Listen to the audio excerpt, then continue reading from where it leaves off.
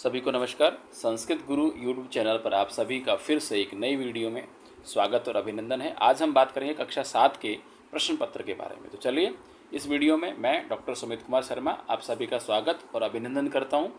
निश्चित रूप से आप सभी का प्यार और स्नेह हमें ऊर्जा प्रदान करता है। तो अभी तक जिन साथियों ने इस चैनल को सब्सक्राइब नहीं किया वो ज़रूर इसको सब्सक्राइब कर लें, जिससे कि नए वीडियो जो भी अपलोड होंगे आपको उनका नोटिफिकेशन समय समय में मिलता रहेगा। और यदि वीडियो आपको अच्छा लगे तो इसको लाइक भी ज़रूर करें, क्योंकि इससे हमें मोटिवेशन मिलता है, उत्साह मिलता है। तो चलिए, आज का जो हमारा विषय है वो है कक्षा 7 का प्रश्न पत्र। तो चलिए, समय न गंवाते हुए हम प्रारंभ करते हैं। तो चलिए, आज हम फिर अपनी चर्चा शुरू करते हैं कक्षा 7 के संस्कृत भाषा के आदर्श प्रश्न पत्र के बारे में।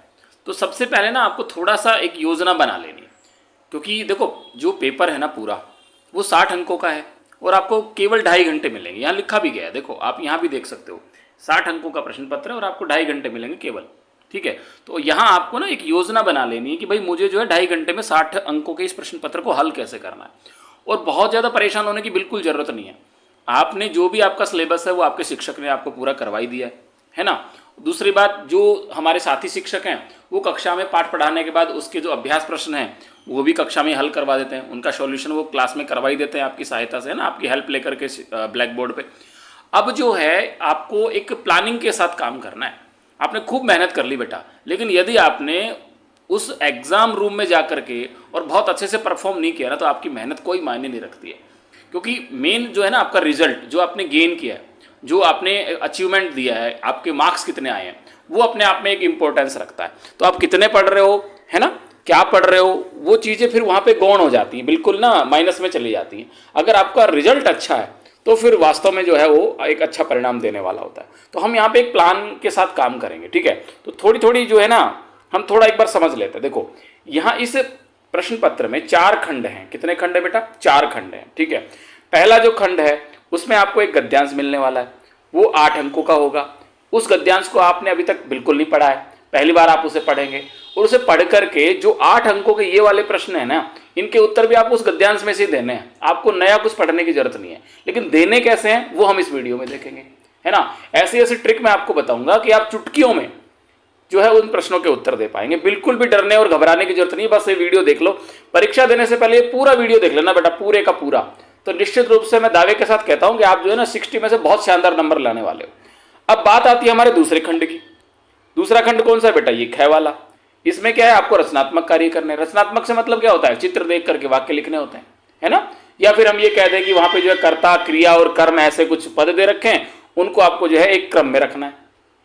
अब उनको क्रम में कैसे रखना है? मतलब क्या है कि उन्होंने मटेरियल दे रखा है, बस हमें उनको केवल सेट करना है, अपनी तरफ से कुछ जोड़ना है ही नहीं। पूरे का पूरा जो मटेरियल है वो आपको, जैसे मान लो आप ये कह दें कि भाई हमारे पास जो ये ब्लॉक्स वाला गेम आता है ना, कि आपके पास सारे ब्लॉक्स हैं, बस आपको उनको क्या करना है, ब्लॉक से आपको बहुत ही सुंदर जो है गेम्स बनाने, है ना, बहुत सारे सारे अलग अलग तरह के पैटर्न्स बनाने। और वो सारे पैटर्न्स जो होते हैं वो आपको उसका जो बोर्ड होता है, जो उसका कवर होता है, उस पर दिए होते हैं कि कौन कौन से हम बना सकते हैं। बस वही चीज आपको यहाँ लागू करनी है। आपको सिर्फ ये ध्यान देना है कि जो ये आपके 12 अंकों का प्रश्न होने वाला है ना, ये 12 अंकों का जो आपका प्रश्न है, इसका मटेरियल जो है वो आपके पास ही रहने वाला है। ठीक है, तो थोड़ा ध्यान देंगे हम। तो बेटा यहाँ पे जो ये वाला था ना आपका दूसरा प्रश्न, बस इसमें यही ध्यान रखना है आपको कि आपको जो है कुछ भी करने की जरूरत नहीं, सारा मटेरियल वहां पे दे रखा है। अब उसको करना कैसे है, ये ट्रिक्स मैं आपको इस वीडियो में पूरा बताने वाला हूं। अब हम बात करें तीसरे प्रश्न के बारे में, खंड ग।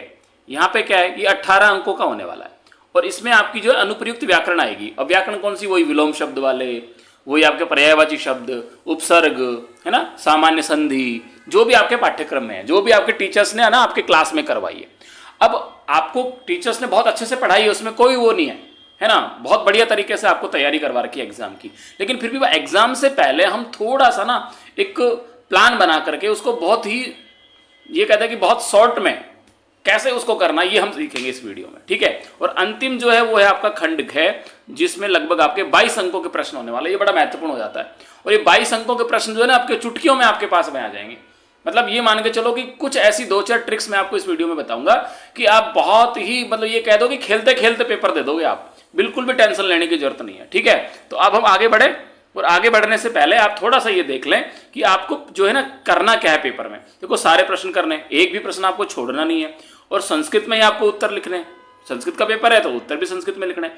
दूसरा, आप जब एक खंड के सारे जो प्रश्न है ना वो एक ही जगह करने हैं, अलग अलग नहीं करने, उससे आपको मार्किंग भी अच्छी मिल जाती है और टीचर्स भी आपको जो है बहुत अच्छे से मार्किंग करते हैं। ठीक है, और ये सबसे बड़ी महत्वपूर्ण बात हो जाती है बेटा कि प्रश्न संख्या जरूर लिखनी। कई बार आप क्या करते हो जल्दीबाजी में, आपने उत्तर तो लिख दिया लेकिन आपने प्रश्न संख्या नहीं लिखी। अब शिक्षक ढूंढते रहता है, जो आपका कॉपी चेक करता है वो ढूंढते रहता है कि भाई ये कौन से प्रश्न का उत्तर है, कौन से प्रश्न का उत्तर है।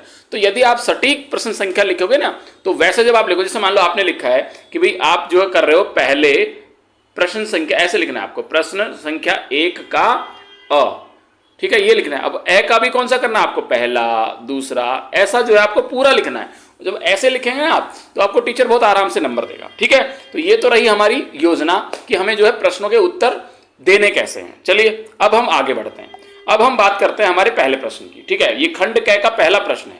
अब इसमें क्या करना है आपको, देखो थोड़ा ध्यान से हम पढ़ेंगे इसको, है ना। अधोलिखित गद्यांश को पढ़ करके प्रदत्त प्रश्नों के उत्तर संस्कृत में लिखने हैं, ये कह रहा है। नीचे ये गद्यांश दे रखा है आपको, है ना। इस गद्यांश को बहुत ध्यान से पढ़ना है और ध्यान से पढ़ने के बाद नीचे जितने भी प्रश्न दे रखे हैं ना उनके उत्तर सारे कहाँ हैं, इसी गद्यांश में है।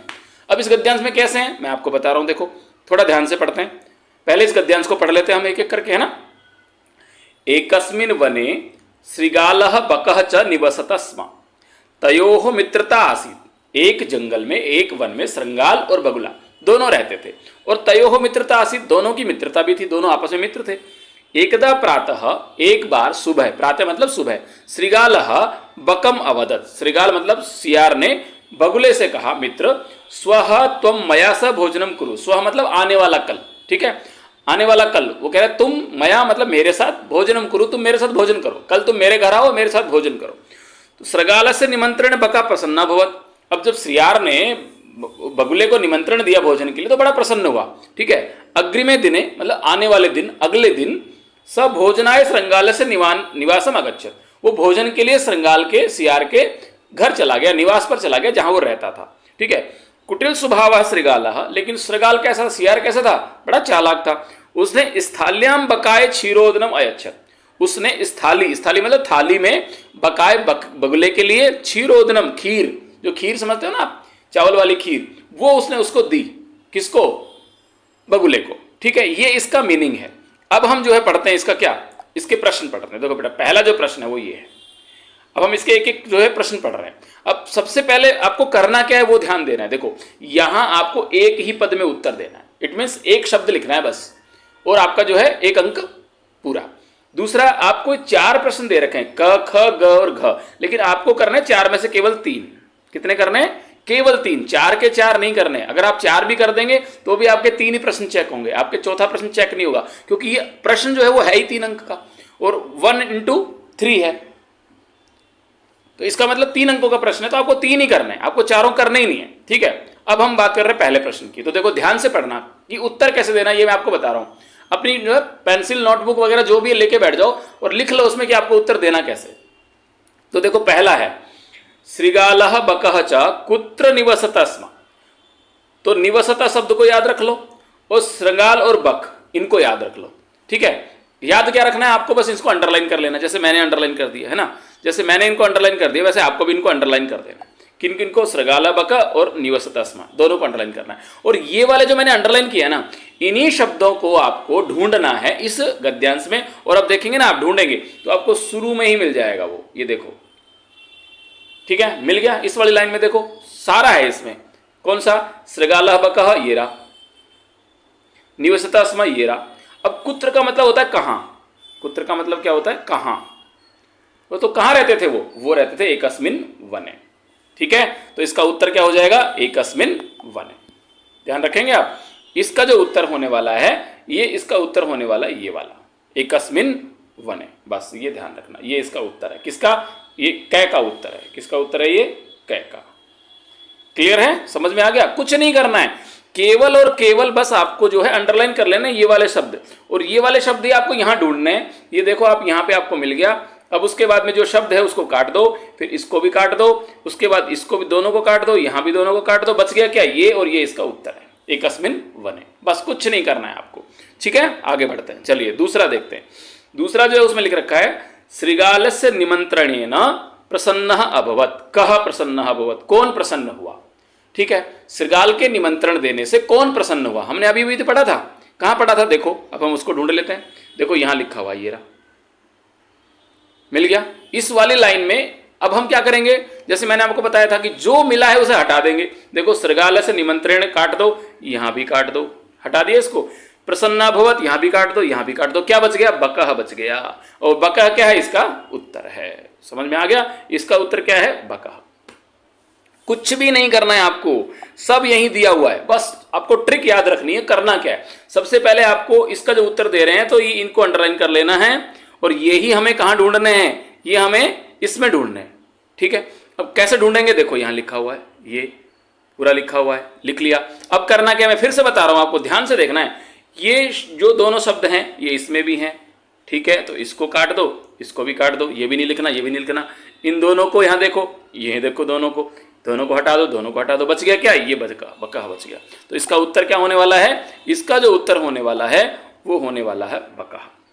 किसका, दूसरे का। क्लियर, दूसरे का जो उत्तर होने वाला है वो बकह होने वाला है। चलिए अब हम देख रहे हैं अगला तीसरा प्रश्न। ये तीसरा, बकह भोजनाय कस्य निवासम अगच्छत। ठीक है, अब वही ट्रिक क्या करेंगे, सबसे पहले हम कहां जाएंगे, सबसे पहले हम इस गद्यांश में ढूंढेंगे बकह भोजनाय कस्य निवासम अगच्छत। अब यहां पे देखो स्पष्ट लिखा हुआ है कि बकह भोजनाय श्रृगालस्य निवासम अगच्छत। अब वही वाली बात, कौन सी, बकह भोजना यहां पे दिया हुआ है, बकह भोजना यहां भी दिया हुआ है, निवासम अगच्छत भी दिया हुआ है। तो देखो भोजनाय ये हटा दो, ये भी हटा दो। ठीक है, सह किसके लिए आया, बकह के लिए आया है, निवासम अगच्छत। और कस्य के लिए किसके लिए आया है, श्रृगालस्य के लिए आया है। क्लियर, तो फिर से मैं आपको बता देता हूं एक बार, दोबारा से आप ध्यान से देखेंगे इसको, कि ये वाला जो है, जो आपका ये प्रश्न है, इस प्रश्न का उत्तर कहां है, ये रहा, इस प्रश्न का उत्तर ये रहा। और यहां आपको ये देखना है कि भोजना, इसको काट दो तो इसको भी काट दो, निवासम अगच्छत इसको काट दो, इसको काट दो, अब बच क्या गया, ये बच गया। तो इसका उत्तर क्या हो गया, श्रृगालस्य। ठीक है, तो ये तरीका है, आपको जो है इस प्रकार से कुछ नहीं करना है, केवल ट्रिक याद रखनी है कि हमें कौन कौन से शब्द हटा देने हैं। जो प्रश्न में आए हैं वो सारे हटा देंगे, अब जो बचेगा उसका उत्तर है। ठीक है, क्योंकि हमें उत्तर किस में देना है, केवल एक पद में उत्तर देना है। ठीक है, चलिए अब देखते हैं हम चौथा अंतिम, ये वाला, श्रृगालस्य कीदृशः स्वभाव आसीत्। ठीक है, श्रृगाल का स्वभाव कैसा था, तो यहां लिखा हुआ है, देखो फिर से मैं आपको दिखा देता हूं, ये रहा, ये देखो, ठीक है, ये वाला। तो श्रृगालस्य देखो यहां लिखा हुआ है बिल्कुल स्पष्ट, स्वभाव किसका है, ये रहा स्वभाव, किसका, श्रृगाल का, ये रहा, कैसा है, कुटिल है। ठीक है, तो आंसर क्या हो गया, कुटिल। समझ में आ गई। तो ये वाला चौथा जो प्रश्न है, इसका जो आंसर होने वाला है वो होने वाला है ये। ठीक है, ये कुटिल स्वभाव वाला। ठीक है, तो आंसर जो होगा कुटिल हो जाएगा। ठीक है, तो इस प्रकार से आप इनके उत्तर देंगे, बहुत सरलता से उत्तर देंगे, कहीं दिक्कत नहीं आने वाली। तो देखो हमारे 3 नंबर पक्के हो गए, और करने कितने, केवल 4 में से 3 ही करने, लिखा भी हुआ है। तो आपको कोई भी 3 कर देने, इन 4 में से, 4 में से कोई भी 3 करने हैं, चारों के चारों नहीं करने। ठीक है, तो चलिए आगे बढ़ते हैं। अब हम बढ़ रहे हैं आगे। अगला जो प्रश्न है वो जो है, सबसे पहली बात उसको पढ़ना ध्यान से, पूर्ण वाक्येन उत्तरत्, पूर्ण वाक्य से उसका उत्तर देना है, और केवल एक प्रश्न करना है। कितने, 2 में से कोई एक करना है, दोनों नहीं करने हैं। और पूरे वाक्य में, अभी तक तो हमने क्या लिखा था, एक पद में, एक शब्द में उत्तर दिया था, अभी हमें पूरे वाक्य में उत्तर देना है। और कैसे देंगे हम, देखो मैं आपको बता रहा हूं। सबसे पहले इसको पढ़ो, पहला प्रश्न पढ़ो, श्रृगालः बकम किम अवदत्। तो श्रृगालः बकम अवदत्, ये याद रख लो। और ये वाले शब्द कहां ढूंढने हैं, पैराग्राफ में, जैसे अभी पहले हमने किया ना वैसे ही करना है। श्रृगालः बकम अवदत्, इन चीजों को ध्यान रखना है। और चले जाओ यहाँ पे, अब चले जाएंगे तो यहाँ पे फिर हमें मिलने वाला है, क्या मिलने वाला है, देखो उसने उसे क्या कहा। देखो ये रहा, यहाँ आप थोड़ा सा ध्यान से देखेंगे तो एकदा श्रृगालः बकम अवदत् कि तुम मेरे साथ भोजन करो, ये बोला उसने। आ गया समझ में। देखो, एकदा प्रातः श्रृगालः बकम अवदत् मित्र स्वः त्वं मया सह भोजनम कुरु, ये उसने कहा। तो ये उसने जो कहा है ना, ये वाली तो चीजें इसमें आ गई, देखो है ना, ये वाली चीजें उसमें आ ही गई। कौन सी वाली, ये जो आप देख पा रहे हो ना, ये वाली, किम अवदत्, श्रृगाल ने उसको क्या कहा। तो बस ये इसका उत्तर होने वाला है, यहां से लेकर के यहां तक, कहां से, ये उसने जो कहा है ये वाला, ये इसका उत्तर होने वाला है और ये पूरे का पूरा वाक्य इसका उत्तर होने वाला है, क्योंकि हमें उत्तर किस में देना है, वाक्य में देना है। तो बस इस वाक्य को ज्यों का त्यों आपको उठा करके वहां लिख देना है। और लिखना कैसे है, लिखने का तरीका होगा, आप लिखेंगे उसमें प्रश्न संख्या, कैसे लिखेंगे मैं आपको फिर बता देता हूं। देखो, प्रश्न संख्या 1 का, दूसरा और उसका भी का, और यहां लिखेंगे आप उत्तर।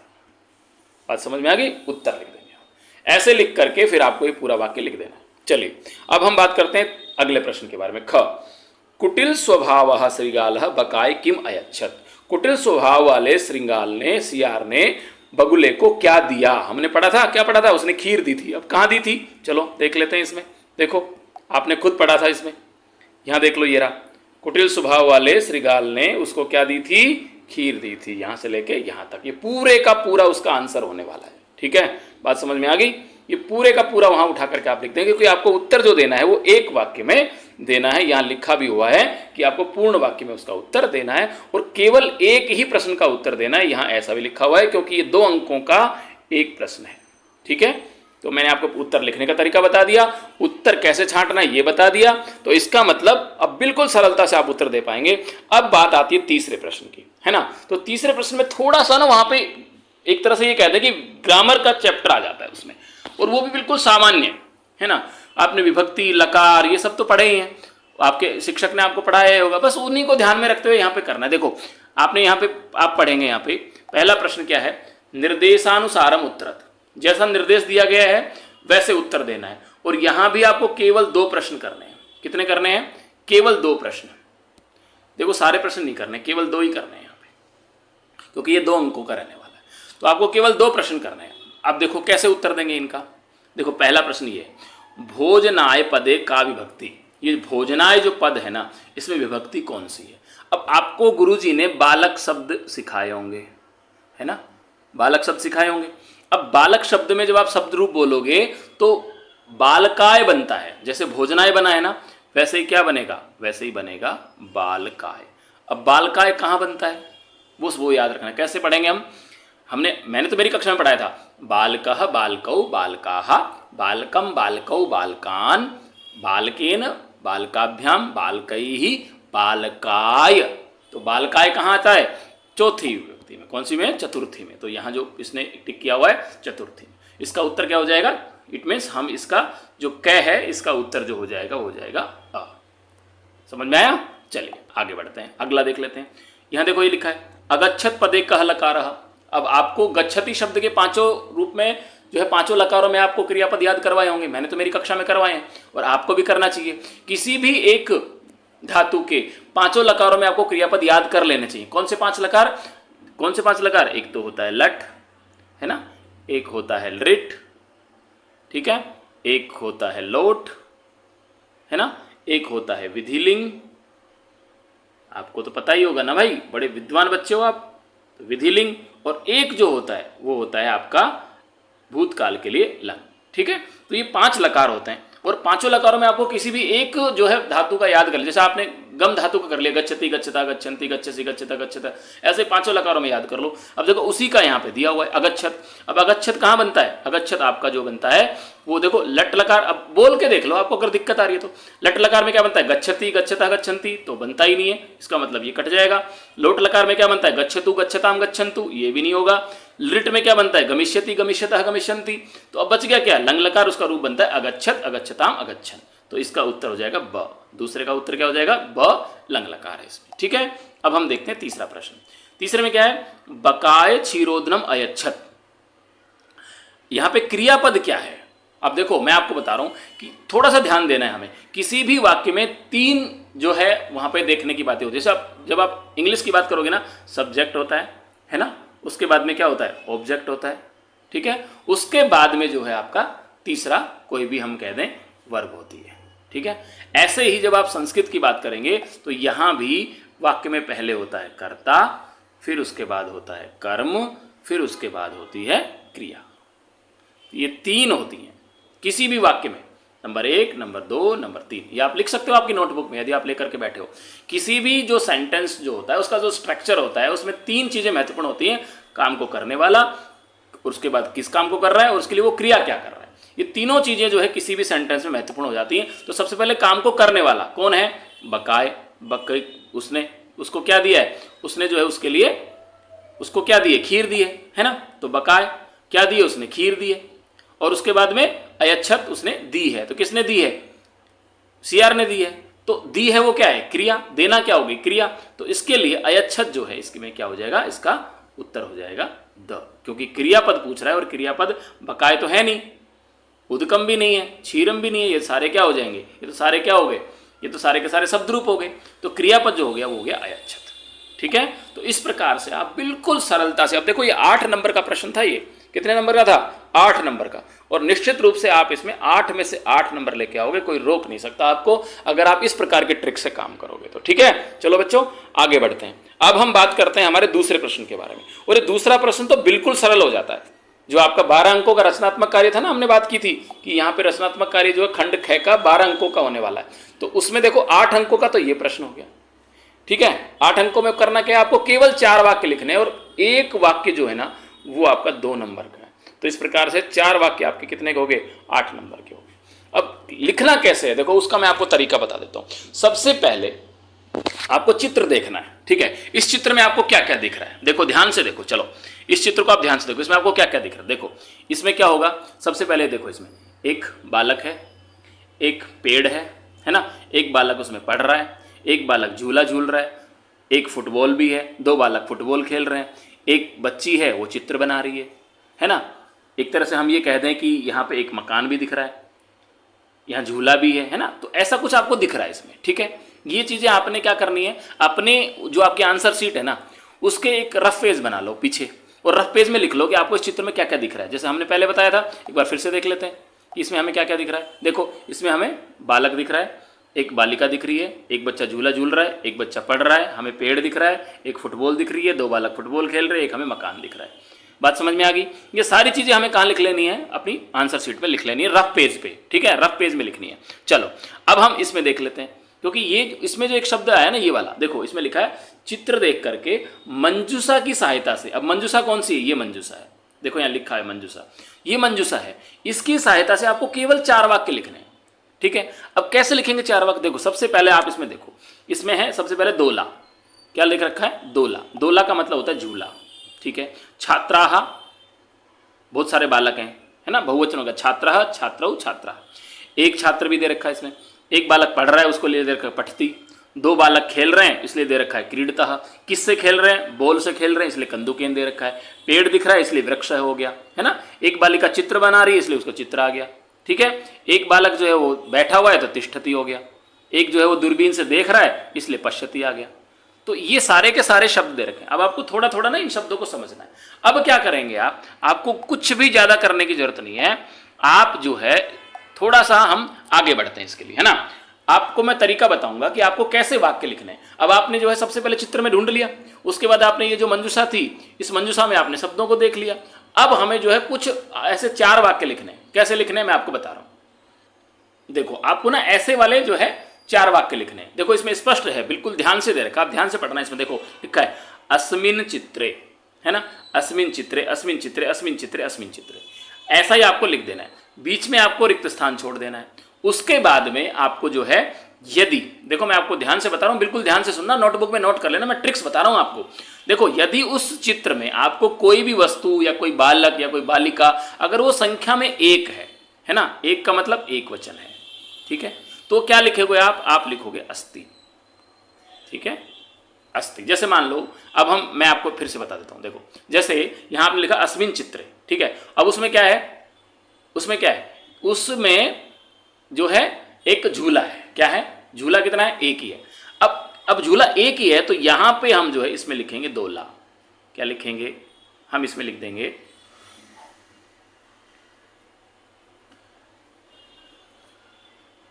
ठीक है। अब हम यहां इसमें लिख देंगे, इसमें सबसे पहले हम यहां पे इसको थोड़ा सा हम समझने का प्रयास करते हैं। देखो अब आपको करना क्या है, यहां पे थोड़ा सा ध्यान से आपको देखना है। आप देखेंगे यहां पे मैंने कुछ वाक्य लिख रखे हैं, है ना। कुछ वाक्य जो लिख रखे हैं उसमें देखो, आप सबसे पहले पढ़ो इसमें क्या क्या लिख रखा है। अस्मिन चित्रे अस्मिन चित्रे अस्मिन चित्रे अस्मिन चित्रे अस्मिन चित्रे अस्ति संति अस्ति संति अस्ति संति अस्ति संति, ऐसे मैंने लिखा हुआ है। अब मैंने ऐसा क्यों लिखा है, बस उस बात को थोड़ा सा आपको समझना है। देखो क्या करना है आपको, पहले तो आपको ऐसे के ऐसे जो है 4 आपको वाक्य उसमें लिखने हैं, तो आप ऐसे कैसे 4 वाक्य लिख लो उसमें, ठीक है। अब ये वाक्य तो बिल्कुल सेम, यहां तो ये दोनों सेम रहने वाले हैं चारों के चारों, यहां थोड़ा सा परिवर्तन करना है। क्यों करना है उसका मैं आपको तरीका बता देता हूं। देखो आपको उस चित्र में यदि कोई भी वस्तु या कोई बालक है, बालिका है या कुछ भी है, वो यदि संख्या में 1 है ना, तो 1 है तो वो किस में जाएगा बेटा, वो जाएगा एक वचन में, ठीक है। किस में चला जाएगा, एक वचन में। और यदि वो एक वचन में है तो हम उसमें लिखेंगे अस्ति। अब उसका एक एग्जाम्पल देख लेते हैं। जैसे हमने देखा था उसमें एक ही झूला है, तो इस पहले वाले में, कौन से वाले में, ये जो पहला वाला है ना ये वाला, इसमें हम क्या लिखेंगे, हम इसमें लिखेंगे दोला। क्या लिखेंगे, क्योंकि एक वचन है और अस्ति लिखा हुआ है, अस्ति है, तो हम यहाँ पे इसके लिए लिखेंगे दोला। क्या लिखेंगे, दोला, क्योंकि झूला एक ही है, ठीक है, एक वचन है इसलिए आएगा अस्ति। तो इसका वाक्य बन जाएगा अस्मिन चित्रे दोला अस्ति। क्लियर, संति नहीं आएगा, हम यहाँ से संति को नहीं लिखेंगे, हम केवल अस्ति लिखेंगे क्योंकि वो संख्या में 1 है। अब दूसरा एग्जाम्पल देख लेते हैं। वहां पे ना बहुत सारे देख रहे हैं, बालक बालाहा दे रखा है या छात्राहा दे रखा है, तो उसमें कितने, देखो अस्मिन चित्र तो हम यूं का यूं लिख देंगे, दूसरे वाले में अस्मिन चित्र तो हमने यूं का यूं लिख दिया। अब क्या है वहां पे, वो छात्र कितने संख्या में ज्यादा है, मतलब 1 से ज्यादा है, 3 है, 4 है, 5 है, तो यदि ज्यादा है तो वो किस में आएगा, वो आएगा बहुवचन में। किसमें आएगा, बहुवचन में। और जब वो बहुवचन में आएगा तो हम वहां पे लिखेंगे संति, ठीक है। अब हम अस्ति को नहीं लिखेंगे, यहाँ पे हम लिख देंगे कौन से वाले में, ये वाला जो आएगा ना दूसरा, जहां भी हमें लिखना है वहां पे हम लिख देंगे छात्राहा। क्या लिख देंगे, छात्राहा, क्योंकि वो क्या है, संख्या में ज्यादा है, बहुवचन है, इसलिए छात्रा हो जाएगा। क्लियर, बात समझ में आ गई। तो यदि संख्या में 1 है तो लिखेंगे अस्ति, और यदि संख्या में ज्यादा है तो हम लिखेंगे संति। बाकी जो ये वाला है ये बिल्कुल सेम रहेगा सब में, ठीक है। तो ऐसे आप जो है चित्र देख करके ऐसे 5 वाक्य लिख सकते हो। ये रिक्त स्थान जो है इसीलिए छोड़ा है कि जो भी आपको उस चित्र में दिख रहा है वो सारा आपको एक एक करके यहां लिख देना है, ठीक है।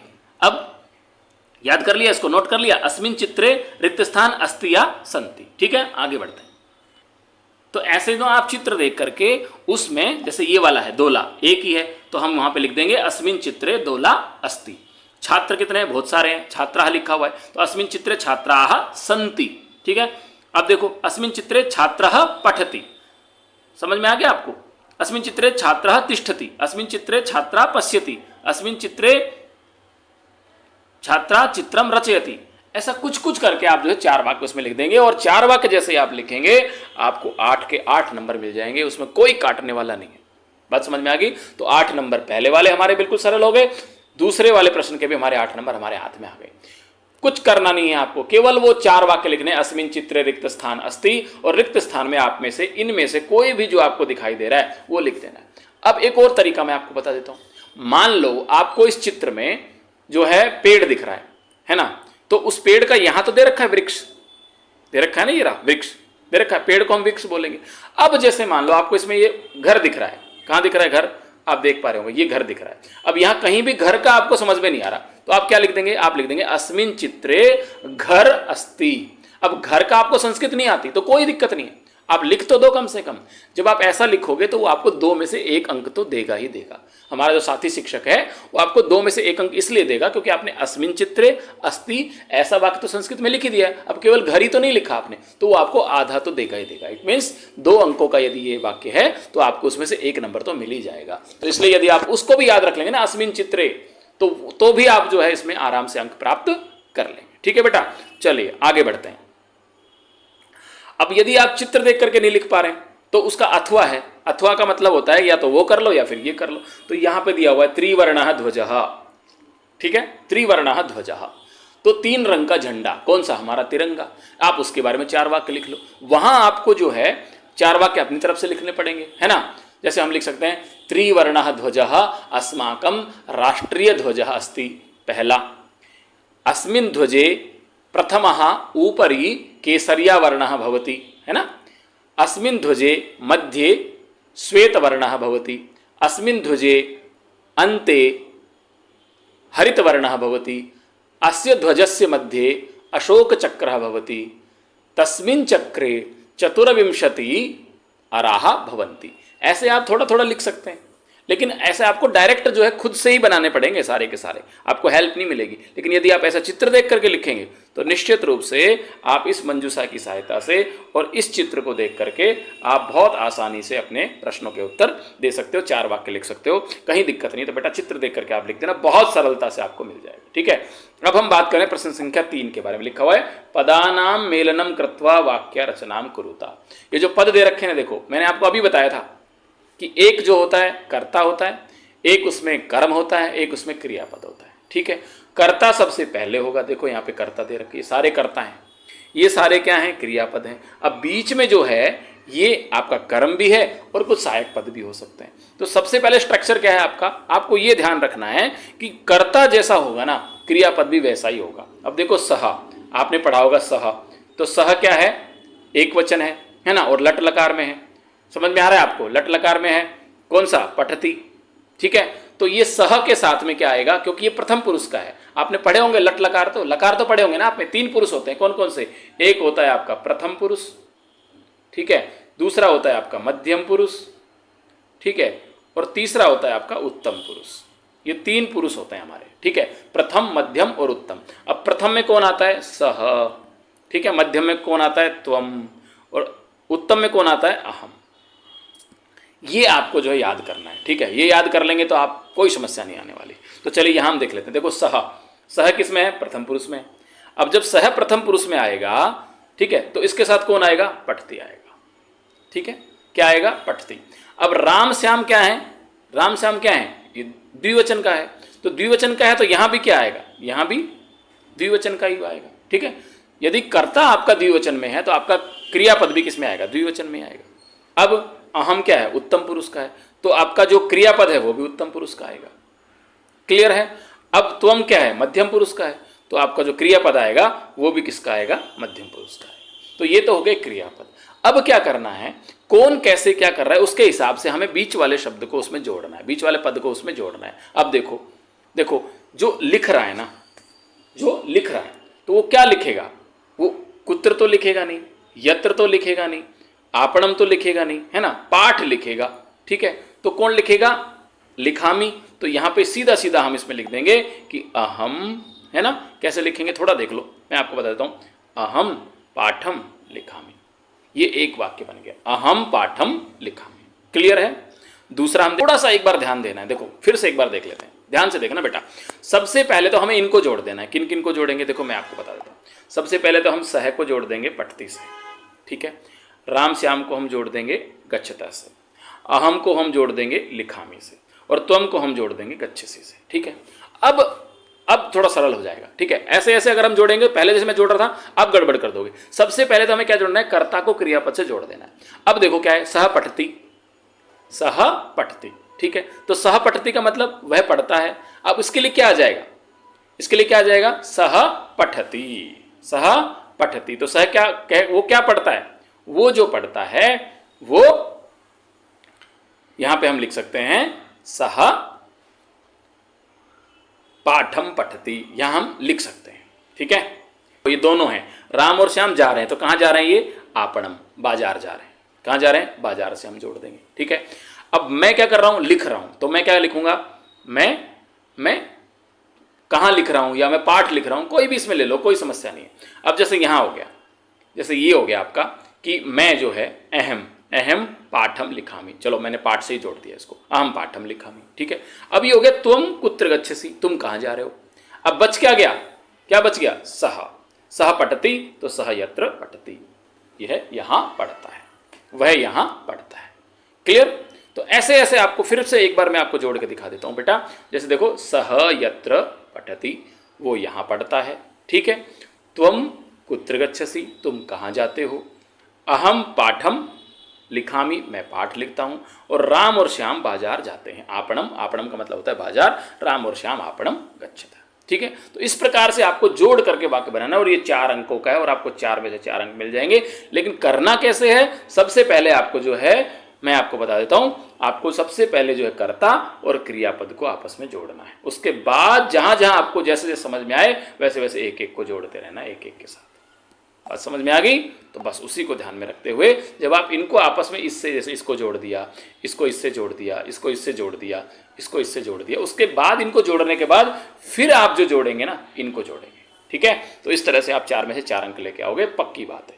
चलिए अगला जो प्रश्न है वो है ख के बाद ग, अनुप्रयुक्त व्याकरण वाला। ठीक है, अब करना क्या है, देखो आपको शब्द रूप तो याद करने ही पड़ेंगे बेटा, है ना। आपको बताया भी था मैंने कि आपको जो है लिखो, देखो प्रश्न क्या कह रहा है। प्रश्न कह रहा है अधोलिखित शब्दों की विभक्ति लिखनी है आपको, और केवल प्रश्न 3 करने।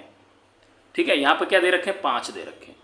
5 में से आपको कोई 3 करने, 5 में से कोई 3 करने, क्योंकि 3 अंकों का प्रश्न होने वाला है। ठीक है, तो 5 में से कोई भी 3 करने हैं आपको। ठीक है, तो अब देखो सबसे पहले आपको क्या देखना है, नायकः। ठीक है, नायकः में क्या है, ये बालकः की तरह रूप चलता है। किसकी तरह रूप चलेगा, बालकः की तरह। तो देखो बालकः, ठीक है, समझ में आ गया। अब बालकः शब्द जो है उसका जो है ये कब बनता है, जिसमें श जुड़ता है लास्ट में। आपने शब्द रूप तो याद किए होंगे, ये जुड़ता है आपका षष्ठी में। किसमें जुड़ता है, षष्ठी विभक्ति में, बालकस्य। तो उसी तरह से आपका जो ये बनेगा नायकस्य, तो इसमें जो है आपका उत्तर बनेगा, इसका उत्तर होगा षष्ठी। कौन सी विभक्ति आएगी इसमें, षष्ठी। अब उसी तरह अगला देख लो, यहाँ लिखा हुआ है कपोतेन। अब आपने फिर बालक शब्द का रूप याद करना है। क्या लिखा है, देखो कपोतेन की तरह, तो क्या बनेगा, बालकेन। जैसे कपोतेन वैसे ही बालकेन। क्यों, क्योंकि इसमें मूल शब्द क्या है, कपोतः। ठीक है, अब कपोतः में अंत में किसकी ध्वनि आ रही है, ए की। तो जिसके भी लास्ट में ए आता है ना, उनके सबके रूप बालक की तरह चलेंगे, क्योंकि बालक के भी लास्ट में क्या आता है, अ। इनको हम अकारांत शब्द रूप कहते हैं, जिसके अंत में अकार की ध्वनि आती हो, अ की ध्वनि आती हो। और जिनके भी नाम के अंत में अ की ध्वनि आती है, जैसे मनोज, गणेश, है ना, सुरेश, गज, वानर, सिंह, इन सब के अंत में किसकी ध्वनि आ रही है, अ की ध्वनि आ रही है। तो ऐसे ऐसे जिन जिन के अंत में जो है अ की ध्वनि आ रही है, उन सब के रूप बालक की तरह चलेंगे। तो जैसे बालकेन में तृतीया होती है, वैसे ही कपोतेन में भी क्या हो जाएगी, तृतीया विभक्ति हो जाएगी। समझ में आ गया, कपोतेन में कौन सी हो जाएगी, तृतीया। समझ में आ गया। इस प्रकार से आपको शब्द रूप याद करने बेटा। चलिए अब है धनाय। तो धनम शब्द भी क्या है, नपुंसक लिंग का शब्द है। लेकिन नपुंसक लिंग में क्या होता है, प्रथमा और द्वितीय विभक्ति तो सेम होती है, प्रथमा और द्वितीय। देखो मैं आपको बहुत काम की बात बता रहा हूं, प्रथमा और द्वितीय जो है वो तो होती है बिल्कुल बराबर सेम। उसके बाद तृतीया से लेकर के, कहां से लेकर के, तृतीया से, मैं आपको फिर बता रहा हूं, देखो तृतीया से लेकर के और जो है आपका सप्तमी तक, यदि हम नपुंसक लिंग की बात कर रहे हैं, किसकी बात कर रहे हैं, नपुंसक लिंग की, तो वो पुल्लिंग की तरह रूप चलते हैं तृतीया से लेकर सप्तमी तक। ठीक है, तो कतई घबराने की जरूरत नहीं है। धनाय शब्द जब आप लिखेंगे तो आपको बालक का बालकाय याद कर लेना है, और बालकाय में अभी अभी थोड़ी देर पहले हमने उसमें देखा था चतुर्थी आई थी, उसमें क्या आई थी, चतुर्थी। तो यहाँ भी कौन सी हो जाएगी, धनाय में चतुर्थी हो जाएगी। कौन सी हो जाएगी, चतुर्थी। बात समझ में आ गई आपको। चलिए अब है वनेशु। तो वनेशु भी क्या है, वनम। वनम भी किसकी तरह है, वन। वन शब्द में क्या आ रहा है, लास्ट में अ की ध्वनि आ रही है, अकारांत है, तो उसका भी रूप किसकी तरह चलेगा, फलम फले फलानी, वनम वने वनानी। तो यहां भी वनेशु में क्या आ गई, सप्तमी आ जाएगी, क्योंकि वहां भी फल शब्द में फलेसु बनता है। क्या बनता है, फलेसु। तो यहाँ क्या बन गया, यहाँ बन गया आपका वनेशु। तो इसमें भी क्या हो जाएगी, सप्तमी। वहां भी सप्तमी, यहाँ भी सप्तमी। बात समझ में आ गई। अब देखो यहाँ लिखा हुआ है कन्या। क्या लिखा हुआ है, कन्या। ठीक है, अब जो कन्या वाला है ना, उसमें आपका रमा की तरह रूप चलेगा, इसकी रमा की तरह। आपने याद किया होगा बालिका या रमा के रूप याद किए होंगे। तो वहां विसर्ग कब लगता है, देखो अंत में विसर्ग लगा हुआ है इसके, कब लगता है, वो लगता है बहुवचन में। किसमें लगता है, बहुवचन में। बात समझ में आ गई आपको। तो ये जो है इसमें आपकी, हम यदि बातचीत करें तो ये बहुवचन में प्रथमा में है ना, और द्वितीय में, दोनों में ये रूप बनता है। तो आप प्रथमा भी लिख सकते हैं, द्वितीय भी लिख सकते हैं। रूप बनेगा रमा की तरह, या हम लिख सकते हैं बालिका की तरह।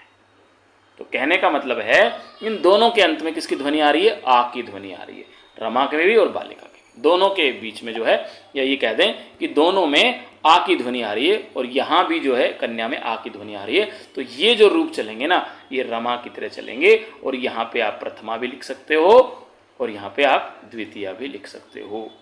ठीक है बेटा। तो इस प्रश्न का उत्तर देने के लिए आपको करना क्या है, इस प्रश्न का उत्तर देने के लिए मैं आपको 3 शब्द रूप बता देता हूं, बालक, रमा और फलम। ये तीनों शब्द रूप आप याद कर लो, निश्चित रूप से ये आपका प्रश्न बिल्कुल सही जाएगा, इसमें कहीं दिक्कत नहीं आएगी। बस ये 3 शब्द रूप याद कर लेना, कौन कौन से, बालक, रमा और फलम।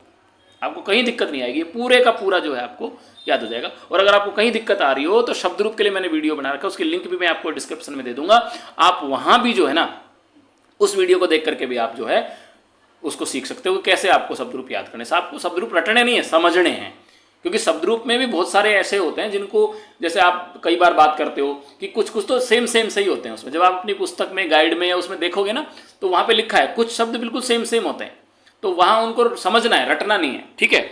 उसी प्रकार से जब आप चित्र देख करके वाक्य बना रहे हो तो उसके लिए मैंने एक वीडियो बना रखा है, उसका लिंक भी मैं आपको डिस्क्रिप्शन में दे दूंगा, तो वहां आप उसके माध्यम से भी सीख सकते हो बहुत सरलता से कैसे आपको ये चित्र था ना ये वाला, इसके उत्तर आपको कैसे देने हैं, आपको वाक्य कैसे लिखना है, चित्र देखो और वाक्य लिखो, इस नाम से मेरा वीडियो है, आप वो भी देखेंगे, बिल्कुल सरलता से आपको समझ में आ जाएगा।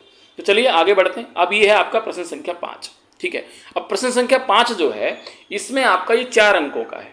कितने अंकों का है? 4 अंकों का है, ठीक है। तो इसका मतलब आपको 4 करना है, इसमें से क्या करना है, उपसर्ग आधारित शब्दों को अगर अलग अलग है तो जोड़ना है, और अगर जुड़े हुए हैं तो अलग करना है, ठीक है। संयोज्य का मतलब होता है जोड़ना, विभज्य का मतलब होता है अलग करना। बस इन दोनों शब्दों को समझ जाओ आप, ये टेक्निकल वर्ड्स हैं बेटा। मैं इसीलिए बता रहा हूं कि इस वीडियो को पूरा देखोगे ना, कई बार क्या होता है कि हमें आता सब कुछ है लेकिन हमें यही समझ में नहीं आता कि प्रश्न में पूछा क्या जा रहा है, और जब तक बेटा प्रश्न समझ में नहीं आएगा आप उत्तर लिख ही नहीं पाओगे, है ना। तो यहां मैं आपको बहुत सारे टेक्निकल वर्ड्स बता रहा हूं। देखो जैसे अभी ये 2 शब्द आए ना, ये दोनों शब्द आपके काम के हैं। कौन से कौन से 2? एक तो ये वाला संयोज्य वाला, एक विभज्य वाला। तो संयोज्य वाला जो है उसका मतलब होता है जोड़ना, जो अलग अलग है उनको जोड़ के लिखना है, और विभज्य का मतलब होता है जो जुड़ा हुआ है उसको अलग अलग करना है। तो देखो हम यहां देख लेते हैं। देखो पहला जो है संहार। अब ये ध्यान रख लो आप उसमें, है ना, कि जो सम उपसर्ग होता है ना, जब आप उसको जोड़ते हो तो वो अनुस्वार के रूप में ऊपर चला जाता है, ठीक है। तो इसका रूप बन जाएगा संहारः, ठीक है। ये उपसर्ग के लिए भी मैंने बहुत शानदार वीडियो बनाया, ठीक है, उसका भी लिंक मैं आपको डिस्क्रिप्शन में दे दूंगा। आपको बहुत ही शानदार तरीके से समझ में आएगा वो, एक एक जो है टॉपिक आपका, जो भी आपके इसका प्रश्न पत्र का है उसके लिए मैंने अलग अलग भी वीडियो बनाए, ठीक है। तो अब ध्यान से देखें, इसका बनने वाला है संहारः।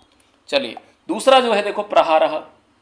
अब इसमें क्या है, मूल शब्द देखो, अब आपको कहीं जाने की जरूरत नहीं है, यहां खुद देखो आप, इसमें हारः अलग कर रखा है, तो यहां भी क्या करना है, यहां भी हम हारः अलग कर देंगे, और हारः अलग करने के बाद आगे क्या बचा, केवल प्र बचा, तो क्या बन गया प्रहारः, प्रधनहारः। बस कुछ उत्तर तो आपको इसी में है, आपको कहीं दूर जाने की जरूरत ही नहीं है, आप इसी में से उत्तर दे सकते हैं। अब देखो अगला, यहाँ पे लिखा हुआ अनुकरोति, है ना, तो अनुकरोति को हम बिल्कुल जो अनु उपसर्ग जहां भी लग रहा है और उससे आगे यदि कोई व्यंजन है तो हम उसको कहीं परिवर्तन नहीं करेंगे, उसका हम यूं का यूं लिख देंगे अनुकरोति, कोई परिवर्तन नहीं करेंगे उसमें, क्योंकि आगे यदि स्वर होगा तो परिवर्तन होगा, स्वर जो है स्वर में जुड़ जाएगा, क्योंकि अनु में भी ऊ की मात्रा है और आगे भी यदि कोई स्वर आया तो दोनों जुड़ जाएंगे, है ना, परिवर्तन होगा उसमें। लेकिन यहाँ क्या है, व्यंजन है, कै वर्ग है, तो कोई परिवर्तन नहीं होगा। अनुकरोति का अनुकरोति ही जोड़ करके हम केवल बीच वाला प्लस का निशान हटा देंगे, बाकी सेम रहेगा, ठीक है। उसी तरह से हम किस में करेंगे, अव में करेंगे। यहाँ जो अव वाला दिख रहा है आपको, यहाँ भी आपको वही करना है। देखो अवतरती, तो अवतरती को दोनों को अलग अलग कर दो, अव अलग कर दो और तरती अलग कर दो। अब मैं आपको एक बात बता रहा हूँ, आप उस चीज़ को बिल्कुल मत भूलना बेटा, कि जो उपसर्ग है ना वो लिखे कैसे जाते हैं, बस इसको ध्यान रखना कि उसका मूल स्वरूप क्या है ना, मूल क्या है वो। जैसे अभी हमने देखा, देखो सम उपसर्ग है, यहीं देख लो आप, ज़्यादा दूर जाने की जरूरत नहीं है। देखो सम उपसर्ग का जो मैं है ना, सम उपसर्ग का जो मैं है वो मैं क्या है, हलंत वाला है, देखो उसमें हलंत लगा हुआ है। लेकिन ये जो अव है ना, अव, इस अव में जब हम लिखेंगे तो अव में जो है वह पूरा आएगा, इसमें ये वाला हलंत वाला नहीं आएगा, और यहाँ जबकि हलंत आ रहा है इसमें, ठीक है। तो बस ये ध्यान रखना है आप, और ये निश्चित रूप से आप 4 में से 4 नंबर लेके आओगे, इसमें कहीं दिक्कत नहीं है। अब देखो अगला है संख्या वाला। इस संख्या के लिए मैंने बहुत शानदार वीडियो बना रखा है, आप वो भी देख सकते हैं, वहां से भी आपको मदद मिल जाएगी। देखो संख्या के लिए ना मैंने बहुत तरीके से समझा रखा है उसमें, कैसे, देखो संख्या जो होती है ना, जैसे मान लो 18 है, ये 18 आपकी समझ में आ रहा है, 12 आपकी समझ में आ रहा है, 20 आपकी समझ में आ रहा है, 9 आ रहा है, आपके 4 आ रहा है, ठीक है। अब 18 क्या है, किससे बनता है, 10 + 8, ठीक है, 10 + 8, 10 और 8 18। तो 10 को क्या बोलेंगे हम संस्कृत में, 10 को हम 10 ही बोलते हैं, और 8 को क्या बोलते हैं हम, अष्ट बोलते हैं, ठीक है। अब 8 और 10 आपको किस में मिल रहे हैं, 18, बोल रहे हैं ना हम 18, तो 8 और 10 कहाँ मिल रहे हैं? देखो इस वाले में जब हम ढूंढेंगे, इनमें मंजूषा में जब हम ढूंढेंगे तो हमें जो मिल रहा है वो यहाँ मिल रहा है अष्टादश। अष्टदश देखो, इन दोनों को देख लो, इन दोनों को देख लो, ये दोनों कहाँ मिल रहे हैं हमें? ये दोनों हमें यहीं मिल रहे हैं। आप बिल्कुल ध्यान से देख लो, इसमें कहीं दिक्कत नहीं है। ये देखो, ये 10 और ये 8 है ना, और यहाँ भी ये अष्टादश, दोनों मिल गए आपको। बात समझ में आ रही मेरी? उसी तरह से ये क्या है, ये देखो ये 12, तो 12 कैसे लिखेंगे हम? 10 + 2। बात समझ में आ रही? तो 2 और 10, तो 10 को क्या लिखेंगे हम? 10, और 2 को हम क्या लिखते हैं? द्वि। तो द्वि और 10 ढूंढ लो, इसमें कहाँ लिखा है? ये लिखा है द्वि और 10, कहाँ लिखा है? ये रहा, द्विदश। बात समझ में आ गई आपके? तो यहां आप ध्यान रखेंगे हम इस बात से कि 18 के लिए तो आ गया अष्टादश, और 12 के लिए क्या आ जाएगा? 12 के लिए जो आ जाएगा द्वादश। बात समझ में आ गई आपको? अब देखो, अब आपको जो है इसमें से कोई 4 करने, लिखा है ना इसमें से आपको केवल 4 करने हैं अंकों के लिए, और 4 अंकों का ही है। तो अब देखो, आप यहां देख पा रहे होंगे कि 9 है ना, 9 को यहां देखो विंशति बोलेंगे। आप ध्यान से देखना इसको, 9 को हम विंशति बोलेंगे, इसको नहीं बोलेंगे। 9 को हम 4 बोलेंगे, नहीं बोलेंगे। तो 9 को हम क्या बोलेंगे? 9 बोलेंगे। 9 को हम क्या बोलेंगे? 9 बोलेंगे। ठीक है, तो 9 लिख देंगे उसमें। उसी तरह से अब ये क्या है? देखो ध्यान से देखो, ये 4 है, ये क्या है? 4 है। तो 4 के लिए क्या आएगा भाई? 4 के लिए चत्वारे आएगा। ठीक है, अब बच गया क्या? 20, ये वाला 20 बच गया। तो 20 के लिए यहाँ क्या बच गया? 20 के लिए विंशति बच गया। और इस यहीं से उत्तर ढूंढ रहे हैं हमें कहीं रटने की जरूरत ही नहीं है। आपको 4 को आप देखो, अब यहां आप देखो, 4 को आप 9 तो नहीं बोलोगे, 4 को द्वादश तो नहीं बोलोगे, 4 को अष्टादश तो नहीं बोलोगे, 4 को विंशति नहीं बोलोगे, 4 को क्या बोलोगे? चत्वार, क्योंकि उससे मिलता जुलता ही तो लोगे आप, संख्या तो वही है, अलग थोड़ी है। तो बस उसी को ध्यान रखना है बेटा। और इस तरह से आप जो है यहाँ पे 4 में से 4 अंक आपको मिलेंगे, कहीं कोई रोक नहीं सकता आपको। और करने कितने? 5 में से केवल 4 ही करना है, 5 नहीं करना। ठीक है, चलिए आगे बढ़ते हैं। अब देखो, अब यहाँ क्या करना है आपको? यहाँ आपको जो है, देखो आप ध्यान से देखना, मैंने नंबर भी डाल रखे हैं पहले आपसे। यहाँ आपको क्या करना है? यहाँ जो शब्द दे रखे हैं ना मंजूषा में, देखो लिख रखा है, मंजूषा में शब्द दे रखे हैं, उनका संस्कृत रूप लिखना है आपको। और ये चीज़ आपको काम कहाँ आती है? जब आप अपना पाठ पूरा पढ़ लेते हो और उसके पीछे जो शब्दार्थ दे रखे हैं ना, मैं तो वो शब्दार्थ होमवर्क में देता हूँ बच्चों को, है ना, समझने के लिए, रटने के लिए नहीं, समझने के लिए, है ना। तो उस तरह से जब आप वो शब्दार्थ पढ़ लोगे ना, तो यहाँ आपके बड़े काम आने वाले वो शब्दार्थ, क्योंकि ये उन शब्दार्थों का हिंदी से यहाँ संस्कृत में रूप पूछा हुआ है। ठीक है, अब चलो फिर भी हम एक बार उसको समझने का प्रयास करते हैं, लेकिन आप शब्दार्थ जरूर देख लेना बेटा। ये आपकी ना, मैं बता रहा हूँ, आपके बहुत काम की चीज़ है शब्दार्थ। पाठ के पीछे जितने भी शब्दार्थ दे रखे हैं, एक बार उनको पढ़ लेना, रटना नहीं है, बस केवल पढ़ना है। ठीक है, तो यहाँ देखो अब ध्यान से, यहाँ दे रखा है देख कर, है ना, एक एक शब्द को पढ़ते हैं हम लोग। देख कर, मूर्खों के द्वारा, झूठ, अभी, छोड़कर।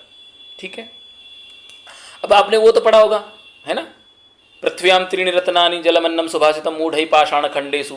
तो मूर्ख व्यक्ति जो है, तो मूर्ख का मतलब क्या हो गया? एक एक को ले लो आप, अलग अलग आपको लेने की जरूरत ही नहीं है। तो अब आपको जो समझ में आ रहा है वो ले लो। जैसे मान लो यहाँ पे आपको मूर्ख समझ में आ गया, तो एक बार मूर्ख को ले लो। देखो ये मूर्खों के द्वारा, है ना, तो मूर्खों के द्वारा मतलब मूढ़ै। चलो एक तो पकड़ में आया, चलिए एक आ गया समझ में। अब देखो आपने उसको अगला देख रहा है ना, आपने देखा अभी, है ना, अभी, अभी मतलब सांप्रतम, छोड़कर परित्यज्य, देखकर अवलोक्य, और उसके बाद में जो है एक बच गया, उसके लिए हम यहां पे लिखेंगे झूठ का मतलब होता है अनृतम, नृतम का मतलब होता है सच, और अनृतम का मतलब होता है झूठ। तो यहां बेटा जो है आपको काम आने वाला है आपके शब्दार्थ। जो भी पाठ के पीछे शब्दार्थ दे रखे हैं ना, आप उन सारे शब्दार्थों को ध्यान से पढ़ लेना, आपको कहीं समस्या नहीं आएगी। ठीक है, अब है प्रश्न संख्या आपका 8।